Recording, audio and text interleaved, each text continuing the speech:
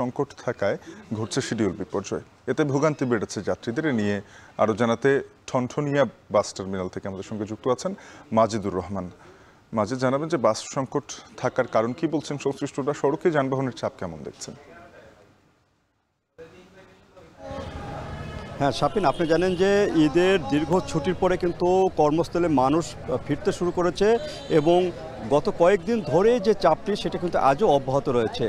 আর আজকে এখানে বাসের যে সংকটের কথা বলা হচ্ছে সেটি হলো গত দুদিন ধরে যে যমুনার সেতুর পূর্ব এবং পশ্চিম পার্শ্বে যে চাপটি রয়েছে, যে দীর্ঘ যানজট, সেই যানজটের কারণে আজকেও কিন্তু কালকে যে বাসগুলো ছেড়ে আসছে এখান থেকে যে বাসগুলো 10টার দিকে যাওয়ার কথা সেই বাসগুলো এখনও যমুনা সেতুর উপরে রয়েছে। ফলে এখানে যে শিডিউল বিপর্যয়ের কারণেই কিন্তু যে বাস সেটা ঠিকমতো যেতে পারেনি। ফলে এখানকার যে যাত্রীর সংখ্যা সে ধীরে ধীরে যাত্রীর সংখ্যা এখানে চাপ বাড়ছে। এখানে আপনারা দেখতে পাচ্ছেন প্রচুর পরিমাণে এখানে ঠনঠনিয়া যে বাস স্ট্যান্ড, ঢাকার বাস স্ট্যান্ড, এখানে প্রচুর পরিমাণে যাত্রী রয়েছে। তারা ঠিক মতন বাস না পাওয়ার কারণেই কিন্তু তারা যেতে পারছেন না কর্মস্থলে। অনেকে এখানে শিডিউলের যে বিপর্যয়, সেই বিপর্যয়ের কারণে কিন্তু তারা এখানে বসে আছেন এবং বসে থাকার কারণে যে দুর্ভোগ, সেই দুর্ভোগটা আস্তে আস্তে বাড়ছে।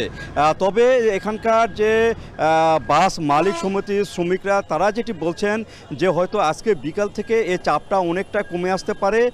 সেক্ষেত্রে কিন্তু কাল থেকে যে যাত্রা, সে যাত্রাটা নির্বিঘ্ন হতে পারে। আর এখানে যে অধিক ভাড়া নেওয়ার ব্যাপার একটি বিষয় ছিল, সেই বিষয়টা কিন্তু প্রশাসন খুবই তীক্ষ্ণভাবে তদারকি করার কারণে কিন্তু এই টার্মিনালে যে কাউন্টারগুলো রয়েছে সেখান থেকে বেশি ভাড়া নেওয়া হচ্ছে না।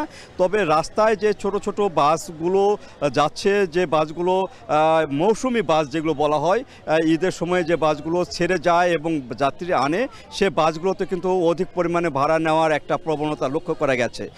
এই সবগুলো মিলে যেটি বলা যায় যে বাসের যে যাত্রীরা তারা যেটি বলছেন যে এই দুর্ভোগ পোহানোর কারণেই কিন্তু তারা অনেকটা অস্বস্তি পড়েছে এবং কর্মস্থলে ঠিক মতন ফিরতে পারছে না। তবে কাল থেকে স্বাভাবিক হবে এমনটি বলছেন বাস মালিকরা। তো এই ছিল শাপিন আমার কাছে বগুড়ার যে ঠনঠনিয়া বাস স্ট্যান্ড, সেখান থেকে সর্বশেষ যাত্রীদের অবস্থা। বগুড়া থেকে যুক্ত হয়েছিলেন সহকর্মী Majidur Rahman. BRB Hospitals Limited.